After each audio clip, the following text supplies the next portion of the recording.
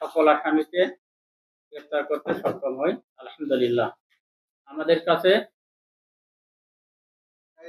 ভালো লাগতেছে যে কমিশনার মহোদয় বলেছিলেন 15 দিনের মধ্যে চার্জশিট দিয়ে দিবেন। আমরা গতকাল চার্জশিটের ব্যবস্থা করে ফেলেছি। রাশেদুজ্জামান তুহিন হত্যাকাণ্ডের সাথে জড়িত যে 8 জন ছিল সবাইকে আমরা গ্রেফতার করেছি এবং সবার নামে চার্জশিটে তাদের সবাইকে অন্তর্ভুক্ত করা হয়েছে।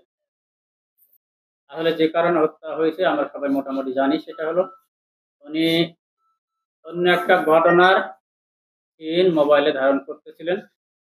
এটার প্রেক্ষিতে ওনাকে সবাই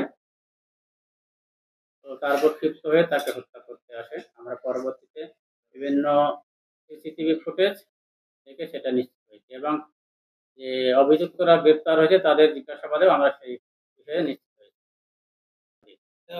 দেওয়া হয়ে গেছে না, আদালতে পৌঁছে যাবে কিছুদিনের মধ্যে, দেওয়া হয়ে গেছে। আমাদের যে এটা থানায় আমাদের যে সিডিএমএস আছে সেখানে দেওয়া হয়ে গেছে, আদালতে চলে গেছে। মোবাইল দুটো কি উদ্ধার করা গেছিল? মোবাইলটাকে উদ্ধার করা হয়েছে এবং যে ভিডিওটাকে কেন্দ্র করে তাকে মার্ডার করা হয়েছে সেই ভিডিও কি পাওয়া গেছে? তুহিনের মোবাইল আসলে বন্ধ আছে এখন পর্যন্ত। আমরা উদ্ধারের সর্বাত্মক চেষ্টা চালাচ্ছি। যদি মোবাইল উদ্ধার হয়ে যদি কোনো সম্পৃক্ততা বা কোনো ভিডিও আমরা পাই, তাহলে সেখান থেকে যদি যে ডকুমেন্টগুলো পাবো, সাক্ষ্য প্রমাণ পাবো, সেগুলো আমরা পরবর্তীতে আইনানুগ ব্যবস্থা নিব।